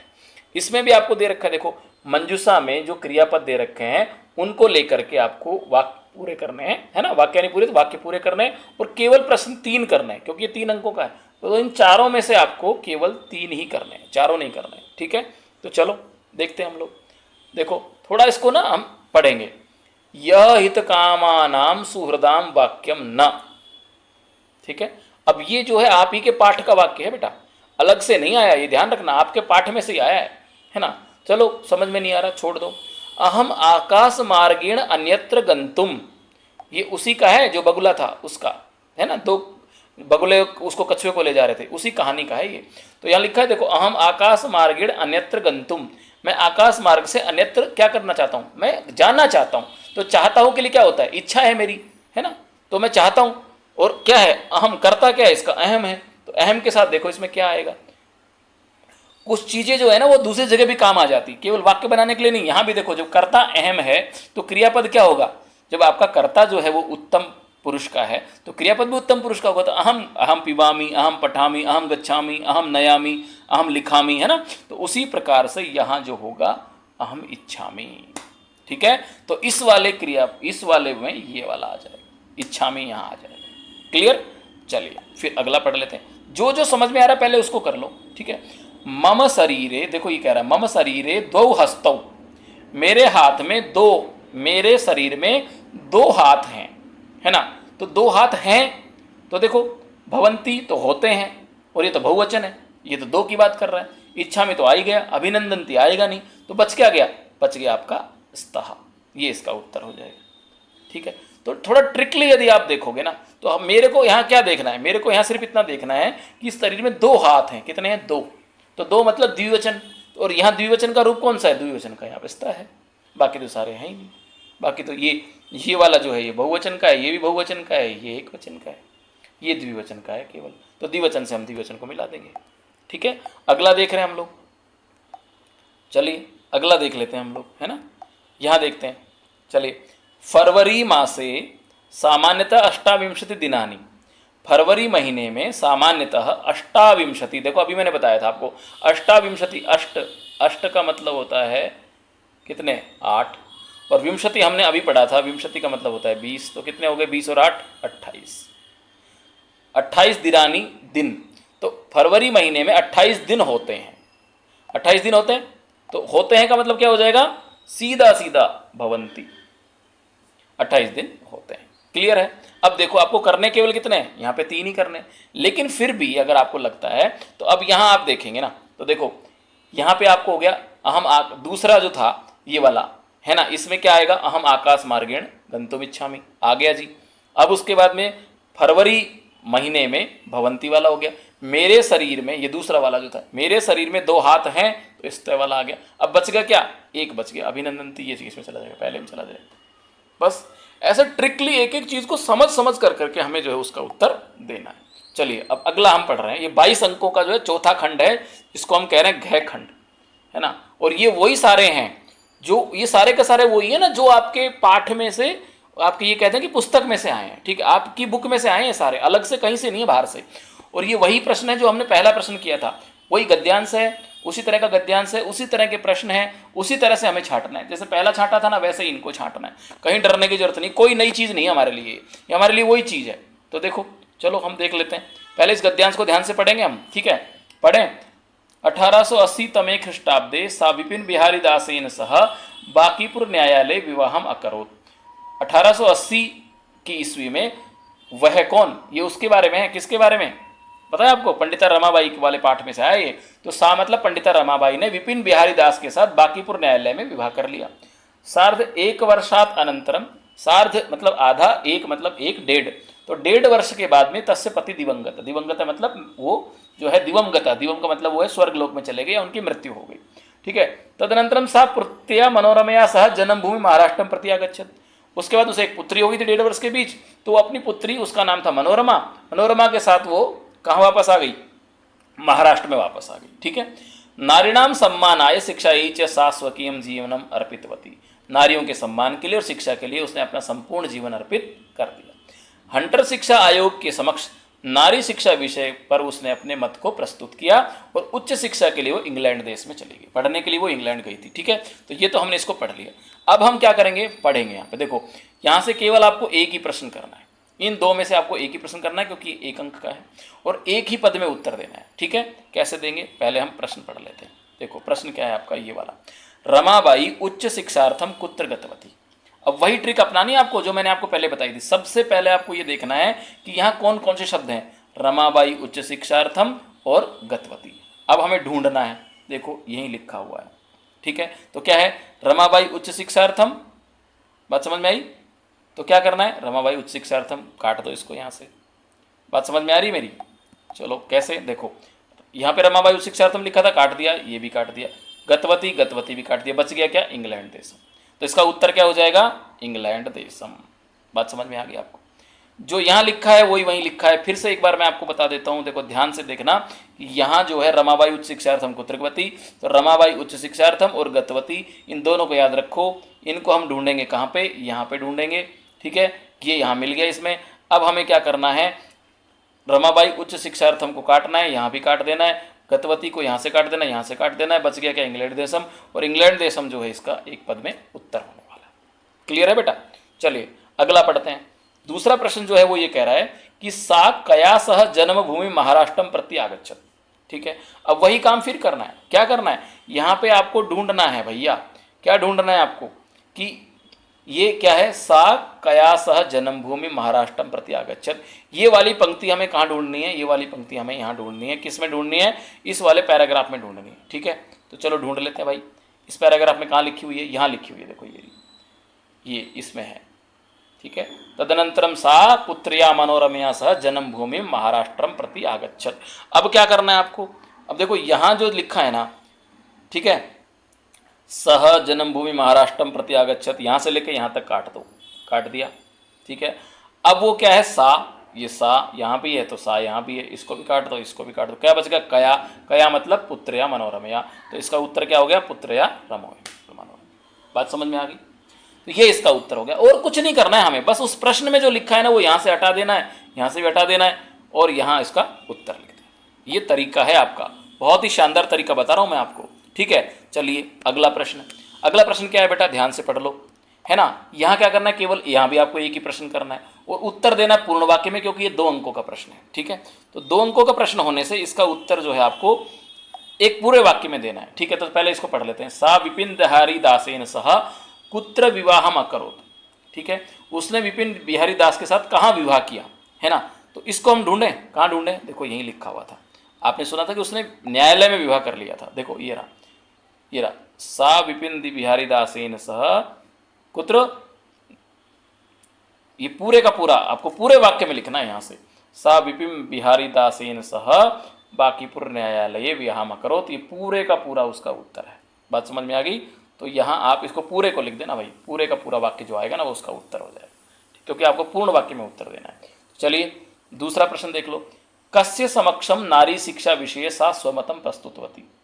अब क्या है, समक्षम नारी शिक्षा विषय स्वमतम प्रस्तुतवती, इस वाले वाक्य को हमें गद्यांश में ढूंढना। इस वाले को, समक्षम नारी शिक्षा विषय सा स्वमतम प्रस्तुतवती, इस पूरे के पूरे वाक्य को हमें यहाँ ढूंढना है। किस में ढूंढना है जी, हमें ढूंढना है इस वाले पैराग्राफ में।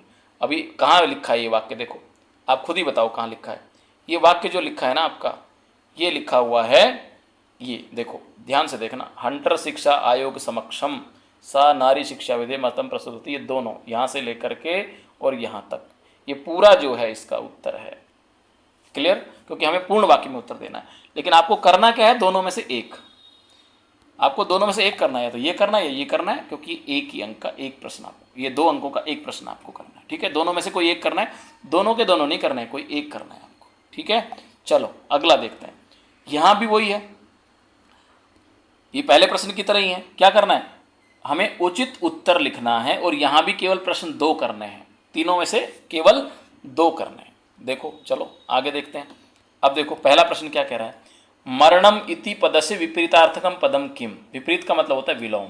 क्या होता है, विलोम, जिसको आप इंग्लिश में अपोजिट भी कहते हैं। ठीक है, तो मरणम का मतलब मरना, तो मरने का उल्टा क्या हो जाएगा, जीना। तो अब देखो आप इसमें खुद ही देख लो कि भाई यहाँ जो है ना, ये आपको जो है इसका उल्टा क्या होगा। देखो मरने का उल्टा मृतः, वही मरा हुआ, जन्मभूमि नहीं होगा तो क्या होगा, जीवनम। मरने का उल्टा क्या हो जाएगा, जीवनम, तो इसका उत्तर क्या हो जाएगा। बात समझ में आ गई। बस ये ध्यान रखना है, मैं आपको टेक्निकल वर्ड्स बता रहा हूँ कि विपरीतार्थक, विपरीत अर्थक मतलब विलोम शब्द होता है। ठीक है, बात समझ में आ गई। इसको विपरीत भी कह सकते हो, इसको विपर्य भी कह सकते हो। कहीं कहीं ना ये विपर्य भी मिलता है। विपर्य कैसे लिखते पता है आपको, नोट कर लो, मैं आपको फिर से बता देता हूँ कि जो एक तो देखो विपर्यार्थक जो शब्द है ना, इसके 2 आएंगे, या तो लिखा हुआ आएगा विलोम, इसका अर्थ होता है विलोम, या फिर इसका लिखा हुआ आता है कई बार विपर्य, है ना, इस तरह विपर्य लिखा आता है। तो दोनों का मीनिंग होता है, विपरीतार्थक का भी, किसका, मैं आपको फिर बता देता हूँ एक बार, ये जो है ना आपका, ये विपरीतार्थक और ये विपर्य, दोनों का अर्थ क्या होता है, विलोम। ठीक है, तो यहाँ इसका विलोम क्या हो जाएगा भाई, इसका हो जाएगा आपका मरणम का जीवनम। ठीक है, चलिए अगला प्रश्न हम देखते हैं। अगला प्रश्न जो यहाँ लिखा है, सा विवाहम कदा अकरोत, उसने विवाह कब किया। तो यहाँ पे फिगर दिया हुआ है सीधा सीधा आपको। अब आपको ये फिगर जो है इसमें ढूंढना है, कौन सा वाला। अब देखो इसमें कौन सा फिगर दे रखा है, अब आप उसको ढूंढ लो। देखो यहाँ पे दे रखा है 1880। ठीक है, अब आपको कहीं जाने की जरूरत नहीं है, बस ये वाला फिगर जहाँ मैच कर रहा है उसका उत्तर हो जाएगा। अब यहाँ पे पहला ही इसका उत्तर 1880, बस ये इसका उत्तर। इसका मतलब हम ये कह सकते हैं कि दूसरे का उत्तर भी क्या है, पहले का उत्तर भी क्या था, ये भी और ये भी दोनों। अब बच गया कौन सा, तीसरा। करने हमें दो ही हैं, क्योंकि यहाँ लिखा हुआ है दो, करने तो आपको दो ही हैं यहाँ पे, लेकिन हमें फिर भी चलो समझ लेते हैं कि भाई तीसरा क्या है। चलो तीसरा क्या है, सा स्वकीयम जीवनम अर्पितवती, उसने अपना पूरा जीवन अर्पित कर दिया। ठीक है, तो सा शब्द जो है वो किसके लिए आया है, तो सा शब्द क्या, सर्वनाम पद है। सर्वनाम क्या होता है आपको पता होगा, जो संज्ञा शब्द के लिए, जो संज्ञा के स्थान पर प्रयुक्त होता है वो सर्वनाम कहलाता है। अब संज्ञा कौन है, रमाबाई, और रमाबाई के लिए क्या आया है, सा। तो यहाँ पे आपको कहीं दूर जाने की जरूरत नहीं है, बस सीधा लिखना है कि भाई ये पाठ जो है इसमें किसके बारे में बात हो रही है, रमाबाई के बारे में। उत्तर क्या हो जाएगा, रमाबाई। बात समझ में आ गई आपको, उत्तर क्या हो जाएगा, रमाबाई। अब देखो ध्यान से, सबसे पहले है आपका ये 10वां सवाल।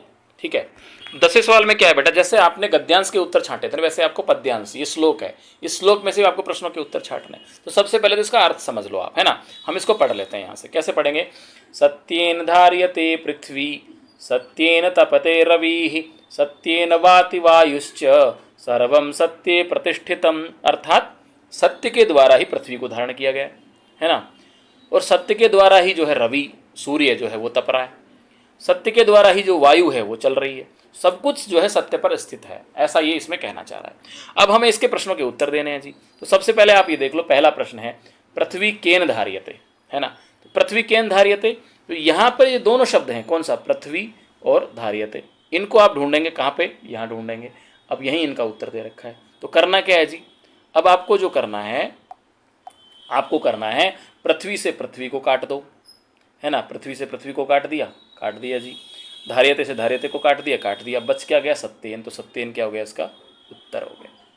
आपको एक ही पद में उत्तर देना है, तो सत्येन इसका उत्तर हो गया। और आपको जो है एक ही प्रश्न इसमें करना है, इसमें लिखा हुआ है, और एक ही पद में उत्तर देना है। ठीक है, चलो अब हम दूसरा प्रश्न देख लेते हैं। सत्येन कह तपते, सत्येन कह तपते। अब यहाँ कहाँ ढूंढेंगे जी, यहाँ ढूंढेंगे इनको, यहाँ पे। अब करना क्या है जी, सत्येन से सत्येन को काट दो। बात समझ में आ रही है, सत्येन से सत्येन को काट दो, काट दिया जी, यहाँ भी काट दिया। तपते से तपते को काट दिया, क्या बच गया, रवि बच गया, तो रवि इसका उत्तर हो गया। बस ये तरीका अपनाते रहो, आपको कुछ दिक्कत नहीं आने वाली है, बिल्कुल मैं आपको ट्रिकली बता रहा हूँ बेटा। और ऐसे ऐसे सारे प्रश्नों की ऐसी ट्रिक बताऊंगा मैं आपको, कहीं दिक्कत नहीं आएगी, बिल्कुल आसानी से आप जो है ना इनमें सारे के सारे जो है आप नंबर ले लोगे। ठीक है, चलिए अब हम अगला देख लेते हैं। अगला प्रश्न क्या है जी, यहाँ सबसे पहले ये देखो कि आपको पूर्ण वाक्य में उत्तर देना है, और कोई प्रश्न करना है एक, और यहाँ पे ये 2 अंक का प्रश्न है। अब देखो लिखा हुआ है सर्वम कुत्र प्रतिष्ठितम। अब यहाँ वही सारी चीज़ आपको ध्यान रखनी है, सर्वम और प्रतिष्ठितम, इन दोनों शब्दों को जो है आपको ढूंढना है। कहाँ ढूंढना है जी, यहाँ ढूंढना है इसमें। चलो ढूंढ लेते हैं जी।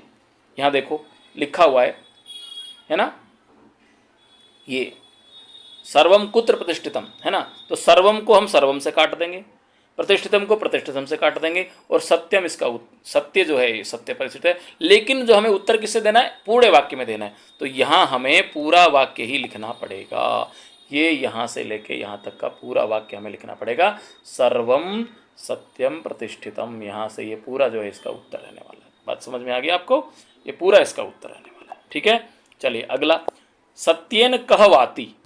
अब ये जो दूसरा प्रश्न है ना, ये वाला सत्येन कह वाति। अब सत्येन और वाति इसको याद रख लो, और इसको वहाँ ढूंढ लो। यहाँ लिखा हुआ है जी सत्येन वाति, ये देखो ये लिखा हुआ है सत्येन वाति वायुश्च। ये इसका पूरा जो है ना, ये पूरे का पूरा, क्योंकि हमें पूर्ण वाक्य में उत्तर देना है, तो ये पूरा का पूरा वाक्य जो है उसका उत्तर हो जाएगा। बात समझ में आ गई।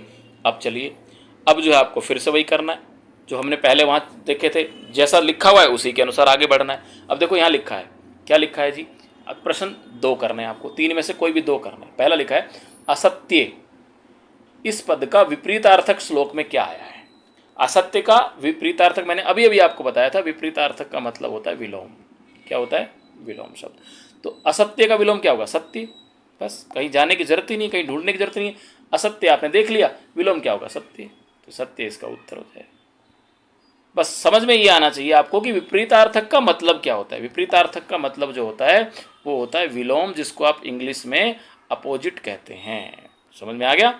चलिए जी, अगला प्रश्न है सत्येन। इस सत्येन वाले पद में कौन सी विभक्ति है। देखो सत्य शब्द होता है सत्य। अब सत्य में मैंने आपको अभी भी बताया था कि अंत में किसकी ध्वनि आ रही है, अ की, तो ये अकारांत हो गया। और अकारांत हो गया किसकी तरह रूप चलेंगे, बालक की तरह। ठीक है। और बालक में बालकेन कब बनता है, तृतीया में बनता है।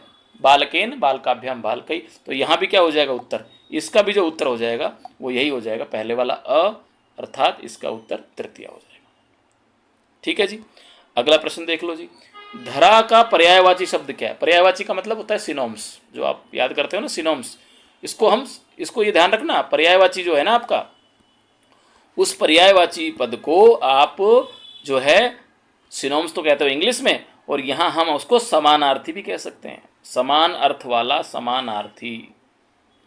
ठीक है, समान अर्थ वाला समानार्थी भी आप उसको कह सकते हो। ठीक है। तो यहां आपको जो ध्यान रखना है ना, वो यही ध्यान रखना है कि ये जो धरा शब्द है ना, इस धरा शब्द का समानार्थी, मतलब धरा का मतलब होता है पृथ्वी। तो यहाँ रवि तो होगा नहीं, सूर्य है, ये तो चंद्र है, और ये पृथ्वी है। तो इसका उत्तर क्या हो गया जी, इसका उत्तर हो गया जी आपका बै। ठीक है। चलिए इसी तरह आगे बढ़ते हैं। तीसरा क्या है यहाँ पे, ये आपका नाटक का भाग दे रखा है, वही सारे काम करने जैसे हमने पहले किए थे, उत्तर छांटने। ठीक है। अब थोड़ा सा हम सरलता से आगे बढ़ते हैं, हमें ये पढ़ना है। देवेश कहता है अद्य स्वतंत्रता दिवस है, आज स्वतंत्रता दिवस है। अस्माकं विद्यालयस्य प्राचार्य ध्वजारोहणं करिष्यति। हमारे विद्यालय के प्रधानाचार्य जो है वो ध्वजारोहण करेंगे, झंडा फहराएंगे। छात्रा सांस्कृतिक कार्यक्रमान् प्रोत्स्यन्ति। छात्र जो हैं वो सांस्कृतिक कार्यक्रम प्रस्तुत करेंगे। अंते च मोदकानि मिलिष्यन्ति, और अंत में लड्डू मिलेंगे। बच्चे तो यही सोचते हैं, है ना, आप भी सोचते होंगे जब कि भाई आज तो मिठाई मिलने वाली है। तो डेविड कहता है सुचे, तुम जानती हो अस्माकं ध्वजा कीदृश, हमारा ध्वज कैसा है ना। तो यहाँ पे लिखा हुआ है कि अस्माकं देशस्य ध्वजा त्रिवर्णास्ति, हमारे देश का जो ध्वज है वो त्रिवर्ण वाला है। ठीक है। अब यहाँ लिखा हुआ है सलीम रुचे अयम त्रिवर्णः कथम, ये तीन वर्ण का कैसा है। ठीक है। अब देखो ये तो होगा इसका उत्तर। अब मैं आपको एक थोड़ी सी और ट्रिक बताता हूँ, हमने अभी अभी कुछ पढ़ा था, यदि आपको याद हो तो। ठीक है। यहाँ पे जो आया था ना बेटा, यहाँ पे आया था, यदि आपको चित्र देख करके वाक्य लिखने नहीं आ रहे हैं तो यहाँ हमने एक प्रश्न पढ़ा था जिसमें आया था त्रिवर्णा ध्वज पर आपको 4 वाक्य लिखने हैं। ठीक है। अब आपको कहीं जाने की जरूरत नहीं है, आप इस प्रश्न का उत्तर जो है यहाँ से दे सकते हो, यहाँ से उठा करके। ऐसे ऐसे मौके बहुत कम मिलते हैं, लेकिन यहाँ से आप जो है इसमें से कोई भी 4 वाक्य उठा करके आप जो है उसका उत्तर दे सकते हो। आप ये लिख दो कि भाई नंबर 1, ठीक है, ये आ गया नंबर 2, ये आ गया नंबर 3, और ये आ गया नंबर 4। बात समझ में आ गई। ऐसे आप 4 वाक्य लिख सकते हो। चलो ये तो केवल समझाने के लिए, लेकिन ऐसा ना मिले, लेकिन ऐसे आप जो है मौके पे चौका लगा सकते हो। ठीक है। तो यहाँ पे आप लिख भी सकते हो। चलिए अगला प्रश्न जो है हमें उसी तरह से छांटना जिस तरह पहले छांटे थे। अद्य किम अस्ति लिखा हुआ है, देखो पहला जो प्रश्न है वो लिखा हुआ है अद्य किम अस्ति, तो आज क्या है। तो अद्य वाले शब्द को हमें वहाँ ढूंढना है। कहाँ ढूंढना है जी, हमें यहाँ ढूंढना है। और यहाँ दे भी रखा है, ये राजी अद्य स्वतंत्रता दिवस अस्ति, तो अद्य को काट दो, बच गया क्या, स्वतंत्रता दिवस। ये इसका उत्तर हो गया। बात समझ में आ गई, उसका उत्तर क्या हो गया, स्वतंत्रता दिवस। ठीक है। अगला प्रश्न हमें करना क्या है, इसमें से केवल एक प्रश्न करना है ना, और एक पद में उसका उत्तर देना है। चलिए फिर हम यहाँ देख लेते हैं। ध्वजारोहण क करिष्यति, ध्वजारोहण कौन करेगा। तो ध्वजारोहण करिष्यति, इन दोनों शब्दों को यहाँ ढूंढ लेते हैं। यहाँ लिखा भी है, देखो यहाँ लिखा हुआ ये रहा अस्माकं प्रधानाचार्य ध्वजारोहणम करिष्यति। तो ध्वजारोहणम और करिष्यति तो हटा दो, अस्माकं प्रधानाचार्य इसका उत्तर हो जाएगा। ठीक है ना। ठीक है। चलिए अगला प्रश्न है, यहाँ क्या करना है जी आपको, यहाँ पे आपको केवल एक प्रश्न करना है, लेकिन पूर्ण वाक्य में उत्तर देना है। 2 अंक का प्रश्न है ये। ठीक है। तो चलिए हम आगे बढ़ते हैं। पहले प्रश्न को हम यहाँ देख लेते हैं। सांस्कृतिक कार्यक्रमान के प्रतोष्यन्ति, सामाजिक जो है प्रस्तोष्यन्ति, सांस्कृतिक कार्यक्रमों को कौन प्रस्तुत करेंगे। तो यहाँ पे सांस्कृतिक कार्यक्रम इस वाले शब्द को उठा लो और प्रस्तोष्यन्ति को उठा लो, और इनको दोनों को कहाँ ढूंढेंगे हम, इन दोनों को हम वहीं ढूंढ रहे हैं। इसमें कहाँ लिखा हुआ है जी, यहीं लिखा हुआ है जी, देख लो यहाँ पे लिखा हुआ है छात्राश्च सांस्कृतिक कार्यक्रमान प्रतोष्यन्ति। ये पूरे का पूरा जो है इसका उत्तर हो जाएगा, क्योंकि हमें पूर्ण वाक्य में उत्तर देना है, तो इसका पूरा का पूरा उत्तर हो जाएगा। अगला देख लेते हैं प्रश्न। अगला प्रश्न जो है वो ये कह रहा है कार्यक्रम से अंते कानि मिलिष्यन्ति, कार्यक्रम के अंत में क्या मिलेंगे। तो कार्यक्रम से अंते मिलिष्यन्ति, इसको हम यहाँ ढूंढेंगे। ठीक है। और यहाँ ढूंढते सीधा सीधा आपको यहाँ मिल जाता है, कार्यक्रम के अंत में मोदकानि मिलिष्यन्ति, और ये पूरे का पूरा वाक्य उसका उत्तर हो जाएगा, क्योंकि हमें पूर्ण वाक्य में उसका उत्तर देना है। ठीक है, अब चलिए जी अगला प्रश्न। यहाँ भी आपको केवल कितने करने हैं, आपको 2 प्रश्न करने हैं, क्योंकि 2 अंक का प्रश्न है। ठीक है, तो पहला देखो प्रश्न, करिष्यति में कौन सा लकार है। अभी अभी मैंने आपको बताया था कि किसी भी एक के ना 5 लकारों के रूप याद कर लो, चाहे गम धातु के कर लो, चाहे क्री धातु के कर लो, तो आपको एक स्वरूप समझ में आ जाएगा कि जब ये करिष्यति, पठिष्यति, गमिष्यति आता है वो किस में आता है, लिट में आता है। ये ध्यान रखना बस, श जो बीच में आएगा वो लिट में आएगा। ठीक है, तो ये ध्यान रखना, श जो आएगा वो आएगा लिट लकार में। मैं आपको फिर से लिख कर बता देता हूँ। देखो अंत में जो आएगा ना, देखो मैं आपको बता देता हूँ, ध्यान से रख, अंत में केवल ती जो आता है वो आता है आपके लट में।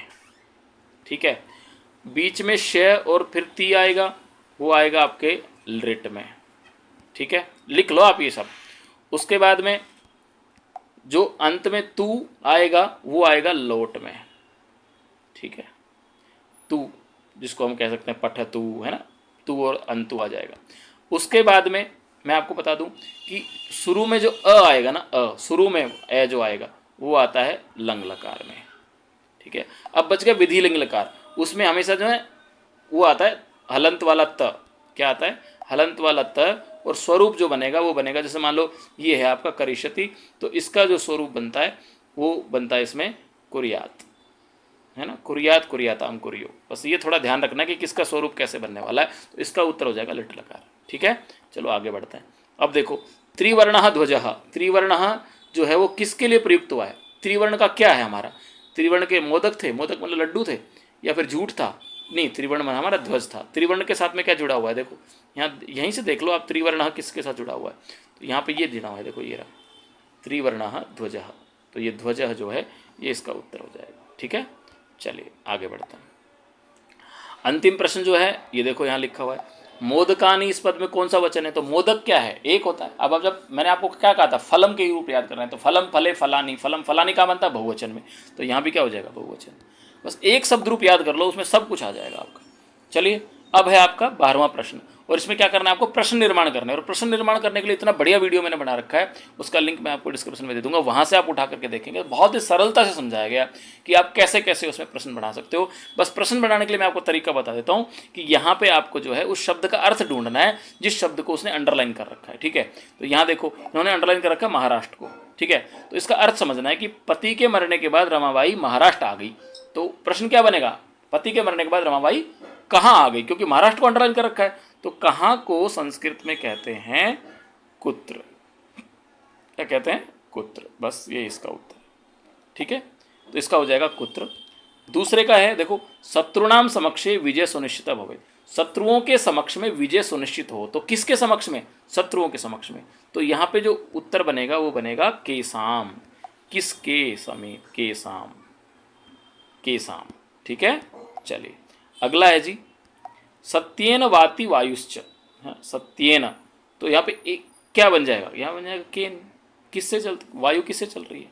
ठीक है, अग्रिम देख लेते हैं हम, विद्यायाः संग्रहेषु त्यक्त लज्जा सुखी भवेत्, तो किसके संग्रह में जो है लज्जा को त्यागने वाला सुखी होता है, तो यहाँ पे जो है ये विद्यायाः के अंत में क्या आ रहा है, विद्या के अंत में क्या आ रहा है, विद्या के अंत में क्या आ रहा है, आ रहा है, तो इसका मतलब ये रमा की तरह रूप चलेंगे, और रमा के रूप जो चलते जब प्रश्न बनाएंगे तो चलेंगे का की तरह, तो का जो रूप बनेगा वो इसके लिए बन जाएगा कस्याः। ठीक है, कस्याः, बस आपको शब्द रूप याद कर लेना है उसके लिए। ठीक है, चलिए अब जो अंतिम प्रश्न है ना बेटा वो बड़ा काम का है। आपको जो इस प्रश्न पत्र में जो श्लोक नहीं आया है वो आपको 2 श्लोक लिखने हैं और वो आपको याद करने हैं, और अपनी जो है श्लोक को आप कैसे गाएंगे, कैसे याद करेंगे, उसके लिए बड़ा शानदार वीडियो बना रखा है, आप वो देख सकते हैं, उसका लिंक मैं आपको डिस्क्रिप्शन में दे दूंगा। तो इस प्रकार से आप जो है बहुत सरलता से ट्रिकली आप अपने प्रश्न का उत्तर दे पाएंगे, आप 60 में 60 नंबर लेके आएंगे, उसमें कोई दिक्कत नहीं है। और फिर भी यदि कोई प्रश्न आपको समझ में नहीं आ रहा तो आप कमेंट बॉक्स में लिखना, मैं जरूर उसका उत्तर वहाँ पे दूंगा। तो ठीक है बेटा, जुड़े रहिए, बहुत अच्छे से आपको पेपर करना है, आशा आप लोग समझ पाए होंगे। और जिन्होंने अब तक सब्सक्राइब नहीं किया ना, इसको सब्सक्राइब कर लो, लाइक कर दो, क्योंकि नए नए जो वीडियो बनेंगे उसके जैसे अपलोड होंगे आपको उसका अपडेट मिल जाएगा। तो ठीक है, धन्यवाद।